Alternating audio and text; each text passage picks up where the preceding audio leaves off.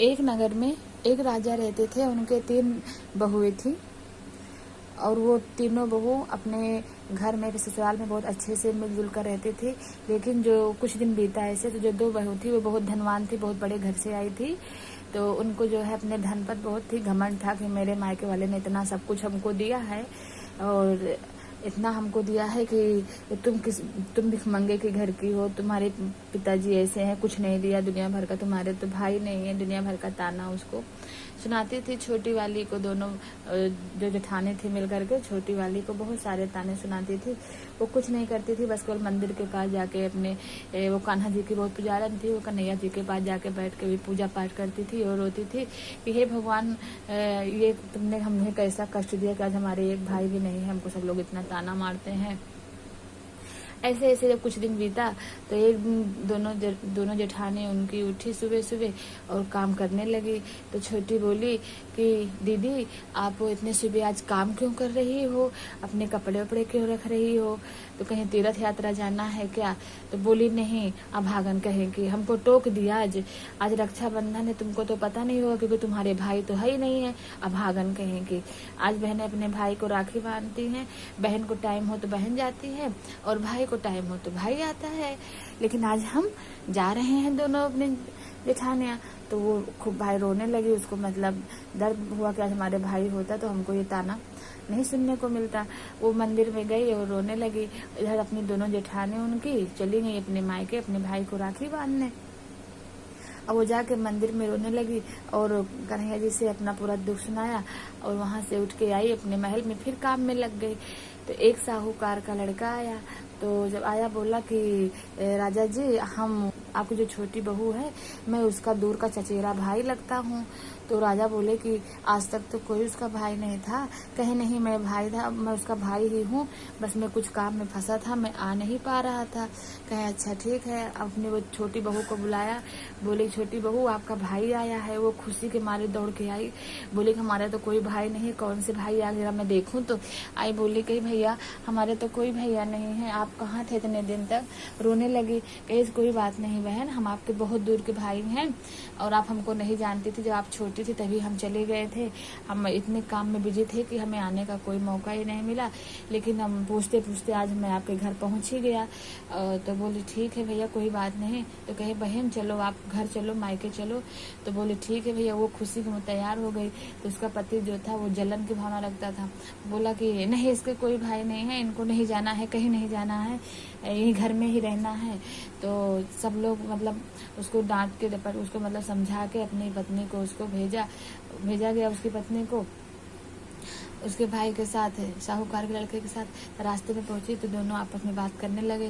तो रोने लगे, भैया हमको इतना ताना सुनने को मिला, इतना हमें मेरे साथ हुआ, हम किससे अपना दुख दर्द कहें, पिताजी तो अब रहे नहीं, माँ भी नहीं रही, और आप होते तो आते हम। तो बोले कोई बात नहीं बहन, हम दूर थे, अब हमारी गलती है कि हम आपके पास नहीं पहुँच पाए, लेकिन अब मैं आप हर रक्षाबंधन पर, हर त्योहार पर जहाँ भाई की ज़रूरत होगी मैं ज़रूर वहाँ पे आऊँगा बहन, आप परेशान मत होइएगा। अच्छा, दोनों भाई बहन बात करते करते पहुँच गए, अपने घर पहुँच गए। खूब बड़ा का आलीशान महल था। जब घर पहुँचे तो वहाँ उसकी भाभी भी थी, उसकी साहूकार के लड़के की पत्नी जो थी वो पत्नी थी।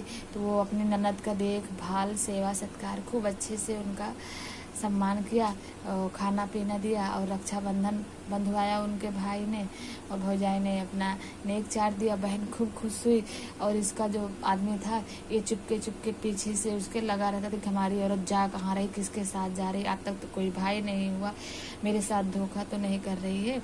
अब इनका जो है दिमाग अलग ही चल रहा था। अच्छा, पहुँचे वही आलीशान मकान बना था, पहुँचे, वहाँ पर उसकी पत्नी बैठी थी, रक्षाबंधन बांध रही थी। सब लोग उसको देखे तो घर देख के चकित रह गए। तो आए तो उनका भी आदर सम्मान हुआ, खाना पीना उनको भी खिलाया गया। दोनों लोग जाने लगे तो सोना चांदी हीरा मोती जो उनके था, कपड़ा लत्ता सब चीज़ से विदाई करने लगे।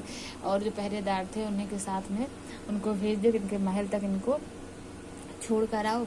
अच्छा, वो सब आए, इनको जब आधी रास्ता पहुँचे तो उनके पति ने कहा कि सुनो, हमारा जो कुर्ता है मैंने वहीं टांग दिया था, हम भूल गए। तो पत्नी बोली कोई बात नहीं, हम पहरेदार को भेज दे रहे हैं, ले आएंगे, आप क्यों परेशान हो रहे हो। कहे नहीं पहरेदार नहीं, हम जाएंगे, क्योंकि उनको वो देखना था ना उनका क्या, हमारे आने के बाद में हमारी क्या बात हो रही है। बहुत लोग ऐसे पड़े हैं। तो वो बोले ठीक है जाओ। तो बोले कि नहीं तुम भी चलो, तुमको यहाँ नहीं रहना है पहरेदारों के साथ। बोली ठीक है। तो पति पत्नी दोनों चले गए। जब वहाँ पहुँचे तो वहाँ पर जो आलीशान मकान था वो महल वहाँ था ही नहीं, और जो इनका कुर्ता था वो एक नीम के पेड़ पर टंगा हुआ था।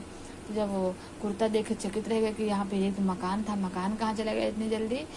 तो अपनी पत्नी को मारने लगे कि तुम हमको छली, तुम हमारे साथ धोखा किया, झूठ बोली हमसे। अपनी पत्नी को खूब जब मारने लगे तो कन्हैया भगवान उसी नीम के पेड़ से प्रकट हुए। जब प्रकट हुए तो उनको बोले बस अब नहीं, अब तुम्हारी बहन पर ज़्यादा अत्याचार मत करो, हम सब देखते हैं, सब सुनते हैं। इसका मतलब ये नहीं कि हम नहीं आ पा रहे हैं, तो आप लोग जो इच्छा करें, वो हमारी बहन है, मैं उसको अपनी बहन मानता हूँ। तो उनके चरणों में गिर करके उनके पति माफ़ी मांगने लगे कि हे भगवान, आज हमें माफ़ कर दो, मैंने बहुत पाप किया है, मैंने अपनी पत्नी के साथ बहुत अत्याचार किया है।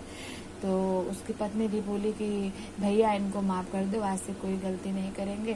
तो बहन की बात सुनकर उसके पति को कन्हैया भगवान माफ़ कर देते हैं और बोलते हैं कि आज से ये मेरी बहन है, मैं इसका भाई, मैं इसके दुख सुख में हमेशा इसके साथ रहूँगा।